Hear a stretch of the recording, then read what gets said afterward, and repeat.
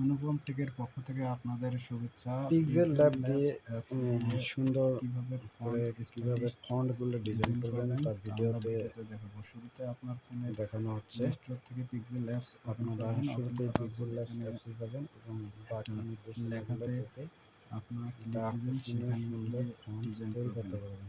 যেমন আমি এখানে লিখছি এন ড্রামা ক্রিয়েশন। তারপর আপনারা এখানে বিভিন্ন সাইজ করবেন, কালার করবেন এবং লেখার ফন্টগুলোকে বিভিন্ন স্টাইলিশ ফন্ট আছে, যে কোনো একটা সিলেক্ট করবেন। বলে রাখি, যারা এখন আমাদের চ্যানেলটিকে সাবস্ক্রাইব করেনি, সাবস্ক্রাইব করবেন।